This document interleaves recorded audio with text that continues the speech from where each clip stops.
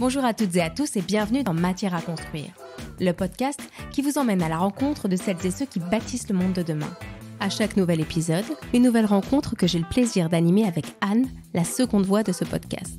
Et dans ce nouvel épisode, nous vous emmenons à Marseille, où nous avons eu le plaisir de retrouver Cyril Zimmermann.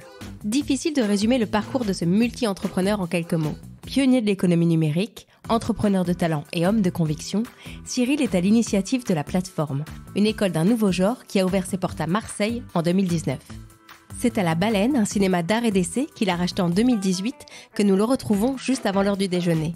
Oui, parce que La Baleine, c'est un cinéma, mais c'est aussi un bistrot.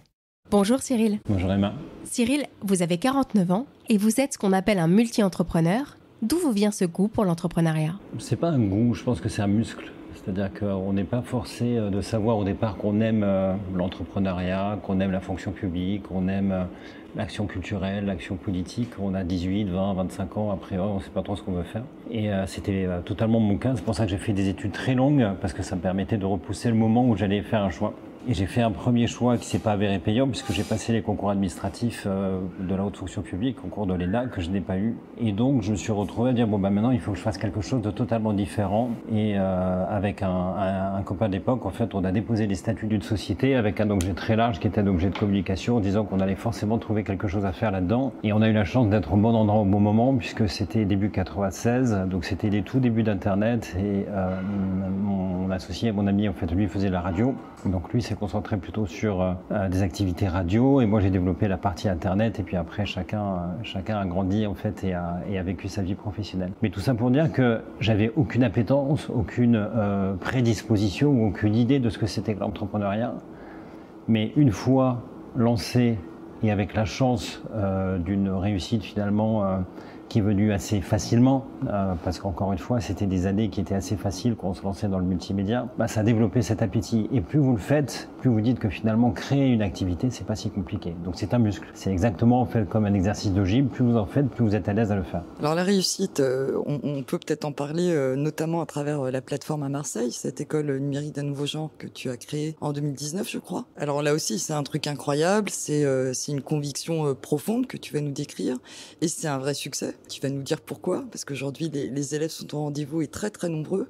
En quoi cette école, défriche un sujet inédit dans le numérique, puisque finalement il n'existe pas d'école de ce type. Qu'est-ce qui fait qu'elle est nouvelle ? Donc entre 96 et 2019, date de lancement de la plateforme, c'est passé 23 ans. J'ai travaillé uniquement sur le numérique, donc j'ai acquis deux, trois leçons, on va dire. Et de ce que j'ai vu, soit dans les entreprises que j'animais, soit celles que je pouvais voir de l'extérieur, que ce soit des grandes, des petites ou des moyennes, il y avait toujours un sujet qui était, on n'arrive pas à recruter des informaticiens, des experts du digital, des experts de communication digitale, des experts réseau, des experts sécurité. Quel que soit le sujet informatique, il y avait toujours du mal à recruter. Et il y avait d'autant plus de mal à recruter que finalement les managements ne savaient pas toujours exactement ce qu'il fallait recruter comme compétences. Donc il y avait à la fois un blocage en disant on manque de ressources humaines, et puis au fait dans les états-majors il y avait un autre blocage qui est de dire on sait qu'on doit y aller mais on ne sait pas comment, et on ne sait pas en fait quel type de compétences en fait on doit vraiment recruter en priorité. Et à côté de ça, moi quand je regardais finalement mes équipes informatiques, à un moment donné, on a eu jusqu'à 100 personnes en fait dans l'équipe de développement informatique. C'était pas que des polytechniciens, c'était pas que des HEC, c'était pas que des centraliens, c'était pas que des mines.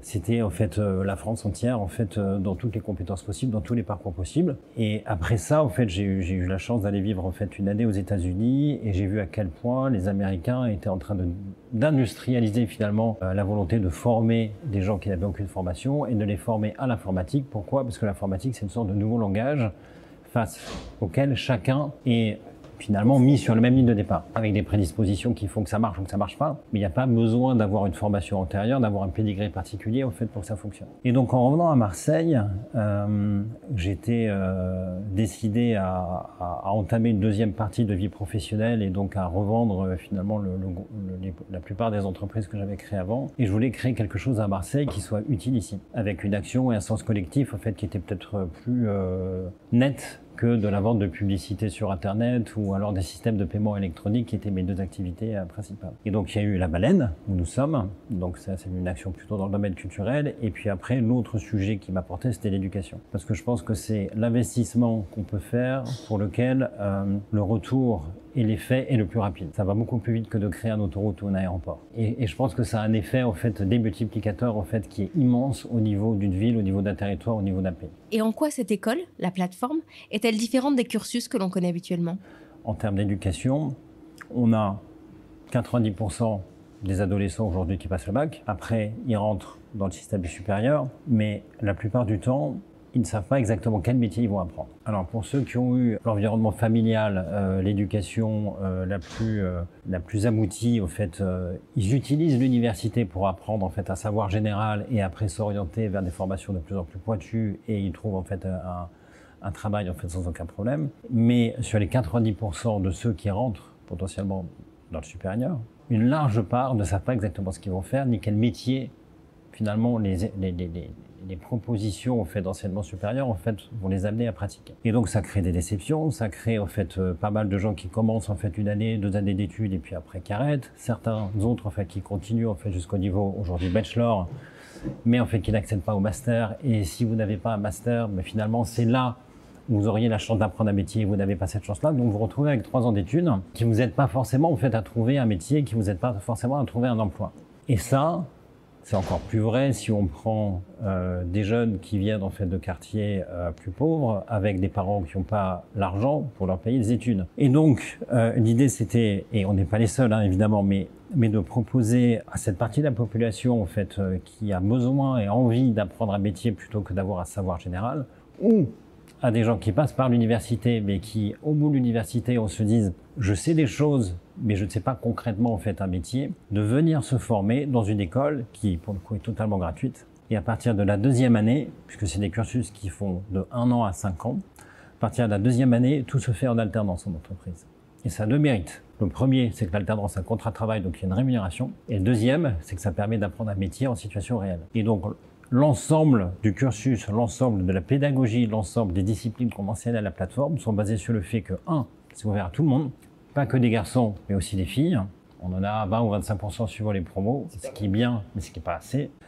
C'est ouvert à tout le monde parce que c'est gratuit, c'est ouvert à tout le monde parce que si vous avez une aide publique en fait en termes de revenu minimum, en fait vous la gardez la première année, le temps d'arriver à un contrat de travail sous forme en fait d'apprentissage, et vous pouvez faire des études longues jusqu'à 5 ans dans des métiers où aujourd'hui on forme 90 000 informaticiens par an, 50% sont formés par l'université, 50% sont formés par les écoles privées, et on ne fournit à peu près que la moitié des besoins. Donc on est dans une situation aberrante où on sait qu'on a des besoins de recrutement, en tant qu'employeur entreprise, mais le système de formation français forme très bien pour la moitié des besoins, mais laisse sur la table le fait qu'il y a la moitié des besoins qui ne sont pas remplis.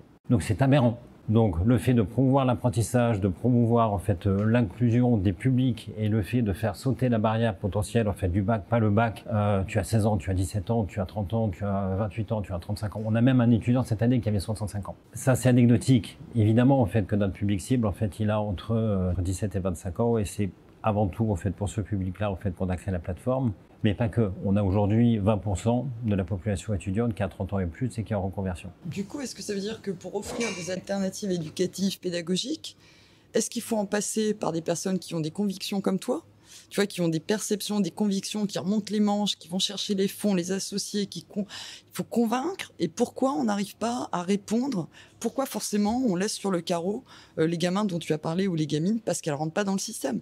Je me dis pourquoi on doit en passer par là, par des initiatives privées et des personnes qui ont des vraies convictions. Alors, je pense pas que ça soit initiative privée versus initiative publique. Je reprends ta question et je l'adapte en fait au monde des startups en fait et à ce qu'on a vécu il y a 20 ou 25 ans. Il y avait plein de sociétés en fait très établies qui se sont fait déstabiliser par des startups. Et on disait mais pourquoi en fait on va travailler avec telle startup alors que telle boîte en fait a 50 ans d'expérience, elle connaît les choses bien mieux, elle a beaucoup plus en fait de talent, elle a beaucoup plus de stabilité, en fait elle a un portefeuille client beaucoup plus important et pourtant c'était des startups à la fin en fait qui arrivaient. Et on a misé tous collectivement sur les startups. Pourquoi ?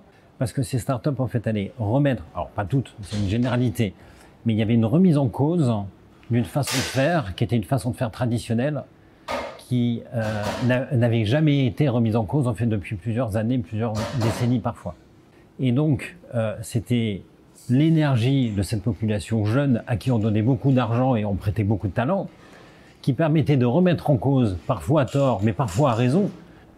Ces startups en fait avaient la possibilité et puis l'inconscience et la liberté en fait de remettre en cause en fait des modèles établis.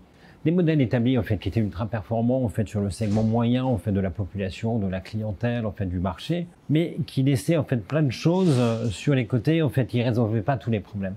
Sur l'éducation, c'est exactement la même logique, c'est-à-dire qu'aujourd'hui, on est face à quelque chose en fait qui est hyper puissant, hyper installé, hyper performant.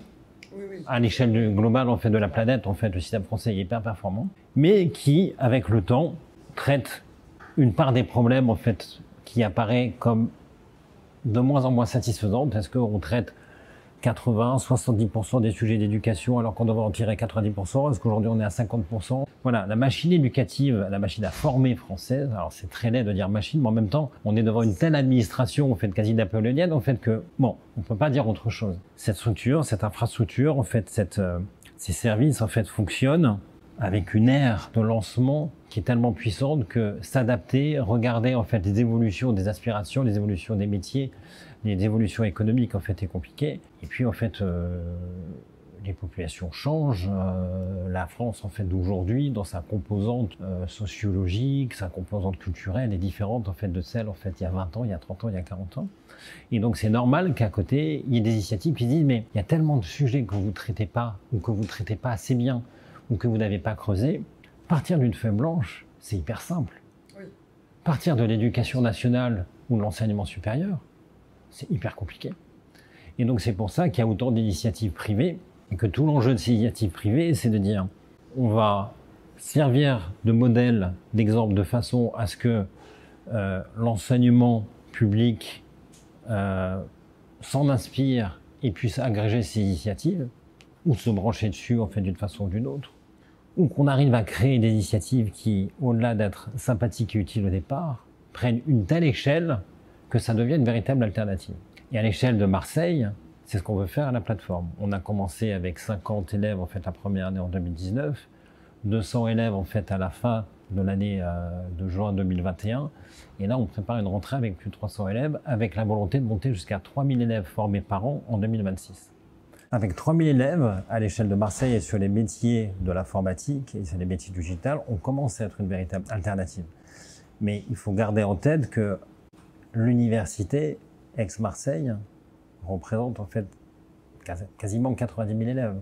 Donc pas 90 000 élèves en fait sur les sciences informatiques, en fait sur le codage, en fait sur la cybersécurité, sur l'IA, mais ils ont des formations.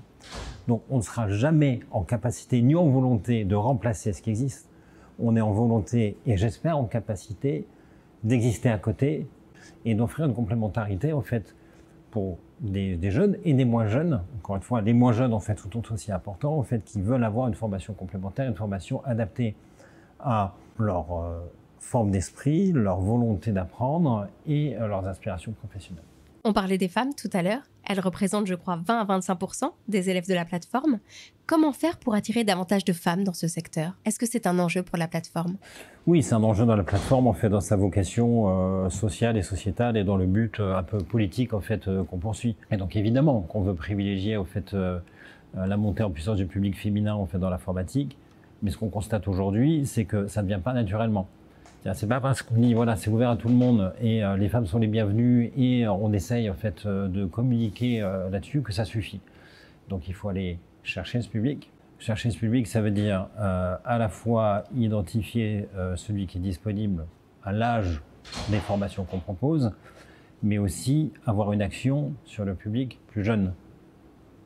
Donc c'est-à-dire pouvoir travailler avec des associations qui sont présentes au collège, voire peut-être en fait avant, et au lycée, pour sensibiliser le public féminin sur le fait que, c'est pas qu'un univers de mecs boutonneux, que ça mène à plein de choses, que l'informatique peut mener à travailler dans l'informatique en tant que secteur, dans le BTP, mais aussi dans le cinéma, dans l'audiovisuel, dans l'édition, en université, en association, en grande entreprise, en petite entreprise. En fait, c'est l'apprentissage d'un langage métier, c'est un langage métier, mais qui après en fait permet de se décliner sur plein de choses. Cyril, une dernière question. Pourquoi Marseille ? Pourquoi avoir choisi cette ville pour vous installer et ouvrir la plateforme ? Avec ma femme, on a quitté Paris en fait pour aller dans différents pays européens, un peu en Suède, un peu en Belgique, et on est venu s'installer à Marseille en 2009. Donc il y avait un choix familial et un choix de cadre de vie.